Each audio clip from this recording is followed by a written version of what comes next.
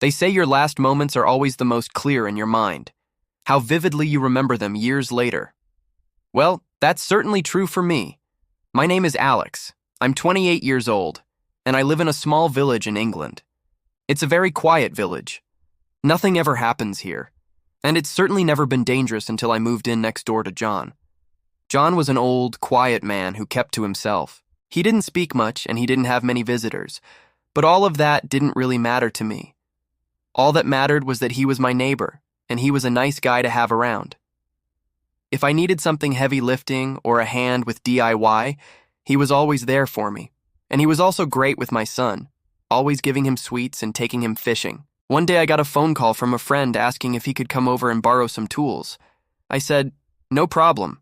But when I got home from the shops, I saw a white van parked on our drive and Mark standing by it with John. John had clearly done this many times before because he just smiled and said, "Don't worry, mate, it's all right. It's just Mark. He's staying the night."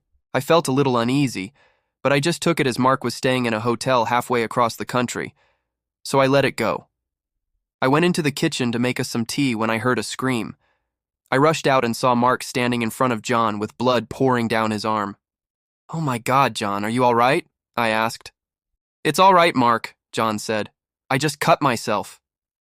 As I helped John into a chair, Mark went past me without saying a word, walked to the bathroom and turned the water on full blast.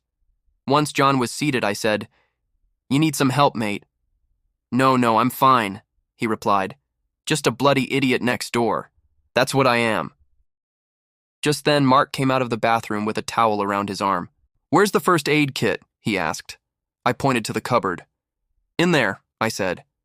He opened it and took out a roll of bandages. As he wrapped the towel, he looked at me and said, "Bloody kids these days. No respect." I just nodded. When Mark had finished, he went out to his van. I sat there in stunned silence for a few minutes, thinking about how much blood there was. I looked over at John, who was staring at the floor. I thought it was strange that he wasn't reacting to anything. "John, are you sure you're all right?" I asked. He didn't reply. "John," I said, a bit louder this time. Still nothing. I went over to him, put my hand on his shoulder, and shook him. "John, are you listening to me?" I shouted. He looked up at me, his eyes blank and lifeless. I felt a chill down my spine. His eyes were like those of a doll's. It was then I noticed his mouth had formed into a perfect straight line, a creepy smile plastered on his face. That's when I realized he wasn't just smiling. His whole face was stuck like that. His eyes were also locked in place, staring directly at me. And it was then I noticed the sticky black substance coming out of his mouth. It looked like tar. I backed away slowly, never taking my eyes off him. He didn't move. And then I remembered the gash on John's arm. It was a deep cut. I knew it wasn't from a knife. It was from the tar. The same tar that was now dripping down John's face. With every second that passed, more and more tar oozed out of his mouth and dripped from his chin. Suddenly, John began to thrash around, trying to get up. The tar covered his entire face. He was screaming, but all I could hear was a muffled gurgling noise.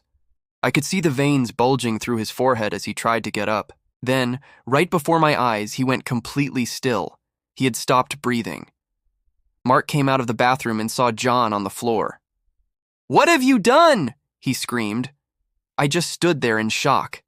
Then Mark ran over to John and began performing mouth-to-nose resuscitation. After a few minutes, John's chest began to rise and fall. Mark looked over at me, his eyes wide with panic. I think I've killed him," he stammered. The next thing I remember was Mark's van driving away. I stood there watching it go. Then I noticed something strange. A small black drop had fallen from John's mouth onto my foot. I looked down at it. It was a tar. I tried to wipe it off, but it wouldn't budge. I looked back at the house. All of the windows and doors were shut. Then I looked down at my foot again. It was stuck to my skin.